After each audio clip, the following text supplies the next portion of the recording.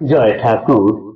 শ্রী শ্রী রামকৃষ্ণ পুঁথি চতুর্থ খণ্ডের অন্তর্গত শশধর তর্ক চূড়ামণি এই অধ্যায় থেকে আমাদের পাঠ চলছিল। আজ আমরা এই অধ্যায়ের চতুর্থ দিন পাঠ করব। পর্ব 582, পৃষ্ঠা সংখ্যা 381। এর আগের দিনের পাঠগুলিতে আমরা দেখেছি ঠাকুর শশধর তর্ক চূড়ামণির সঙ্গে কলকাতায় যেখানে তিনি এসেছেন সেইখানে দেখা করতে যাওয়ার জন্য বেরিয়ে টনটনিয়ায় ঈশানের বাড়িতে গিয়েছেন। সেইখানে ভাটপাড়ার কয়েকজন ব্রাহ্মণের জিজ্ঞাসার উত্তর ইত্যাদি করে তারপর তিনি গিয়েছেন ঈশানের বাড়ির থেকে শশধর তর্ক চূড়ামণি যে বাড়িতে ছিলেন সেইখানে গেছেন। সেই বাড়ির গৃহস্বামী এবং শশধর তর্ক চূড়ামণি নিজেরা এসে অভ্যর্থনা জানিয়ে ঠাকুরকে উচ্চাসনে নিয়ে বসিয়েছেন। তারপরে ঠাকুর ভাব অবস্থায় জিজ্ঞাসা করলেন যে তুমি যে এইসব বক্তৃতাগুলো দাও কি বলো বলো তো দেখি। তখন চূড়ামণি বললেন যে শাস্ত্রে যা আছে আমি তাই বলি। তখন ঠাকুর বললেন যে শাস্ত্রে যা লেখা আছে, যে কর্মের কথা বলা আছে সেগুলি তখনকার জন্য, এখনকার এইগুলি সম্ভব নয়। কলিযুগে মানুষ অন্নগত প্রাণ, খুবই স্বল্প আয়ু, স্বল্প শক্তি, এখন ওইসব চলে না। যেমন আগেকার দিনে জ্বর হলে পরে কবিরাজিরা 10 মূলের পাচন দিত, কিন্তু এখন ম্যালেরিয়া হলে ফিভার মিক্সচার দেয়। ঠিক সেই রকম সময়ের সঙ্গে সঙ্গে সবকিছু পাল্টে নিতে হয়, তাই ন্যাজামোরা বাদ দিয়ে নিতে হয়। কাজেই তুমি আরো এইসব বিষয়ে সাধন পথে অগ্রসর হও, তারপরে তুমি এই বিষয়ে কিছু বলার অধিকারী হবে। গাছে না উঠতেই ফলের আশা করা ঠিক নয়, তবে এটুকু বোঝা গেছে যে তোমার পরোপকারে খুবই ইচ্ছা। এই বলে তারপর তাকে অনেক প্রশংসা করলেন। এই অবধি গতদিন আমরা পাঠ করেছিলাম। পরের অংশ আজ আমরা পাঠ করছি। তর্ক চূড়ামণির প্রশংসা করার পর ঠাকুর এইমাত্রই যেহেতু ভাবরাজ্য থেকে নিচে নেমে এসেছেন, তাই তিনি জল খেতে চেয়েছেন। হেনকালে ধর্মলিঙ্গ ধারী একজন গেলাসে পানি ও জল কইল আনয়ন, আধার আধেয় দুই অতি পরিষ্কার, সে জল শ্রীপ্রভু কিন্তু কইল অস্বীকার। নিকটে নরেন্দ্রনাথ ভক্তেরও ঠাকুর, কি হেতু অগ্রাহ্য জল হইল প্রভুর। মনে মনে নানা চিন্তা উদয়ে তাহার, কারণ অন্বেষণে পরে বুঝিল ব্যাপার। প্রথমে যে আনে জল ধর্মলিঙ্গধারী, অপকর্মে দোষ দুষ্ট আবিল আচারী। কেমনে জানিলা প্রভু মাত্রৈক দর্শনে, শ্রীপ্রভু অন্তর্যামী বুঝিলেন মনে। জ্ঞান মার্গী শ্রী নরেন্দ্র অত্যুচ্চ আধার, প্রমাণ বিহীনে কিছু করে না স্বীকার।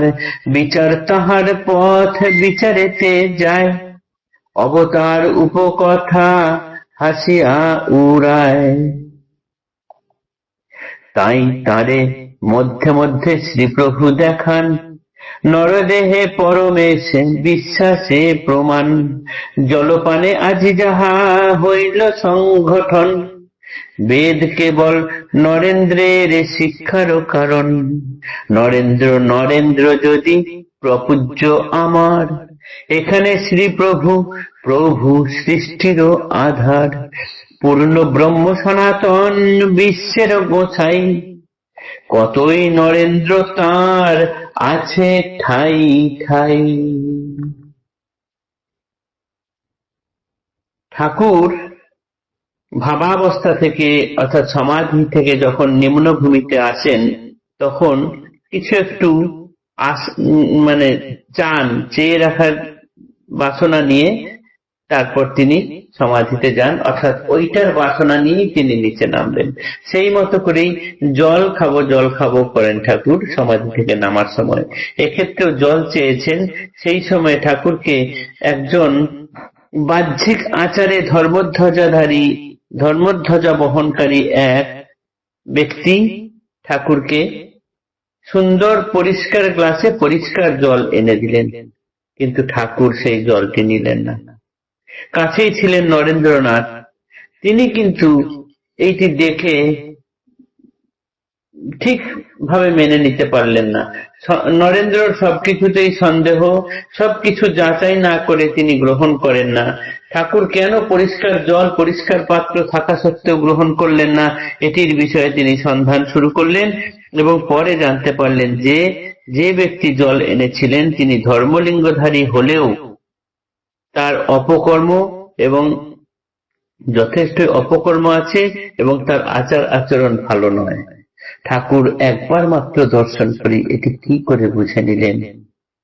ঠাকুর যে অন্তর্যামী, নরেনকেই ঠাকুর এটি আবার প্রমাণ করালেন। কেননা নরেন সবকিছুই যাচাই করে নিয়ে যেতে চান, দেখতে চান, তবে তিনি সেটি গ্রহণ করেন। নরেন্দ্র যদি নরেদের ইন্দ্র হন, ঠাকুর কিন্তু এক্ষেত্রে প্রভুদেরও প্রভু এবং এই সৃষ্টির আধার, পূর্ণ ব্রহ্ম সনাতন বিশ্বের গোসাই তিনি। তার কাছে এই রকম নরেন্দ্র আরো ঠাঁই ঠাঁই আছে। তাই পুথিকার বলছেন, পূর্ণ ব্রহ্ম সনাতন বিশ্বের গোসাই, কতই নরেন্দ্র তাঁর আছে ঠাঁই ঠাঁই। ঠাকুর চাইলে এক মুঠো, স্বামীজি এই কথা পরেও বলেছেন, উনি এক মুঠো ধুলো দিয়ে হাজার হাজার নরেন্দ্রনাথ তৈরি করতে পারতেন, বিবেকানন্দ তৈরি করতে পারতেন। তাই ঠাকুর এখানে আরেকবার দেখিয়ে দিলেন নরেনকে যে কিরকম ভাবে তিনি বেদজ্ঞ পুরুষ এবং অন্তর্যামী। আজকের পাঠ এতটুকুই থাকলো। আগামী দিনে পরের অংশ পাঠ করব। জয় ঠাকুর, নমস্কার।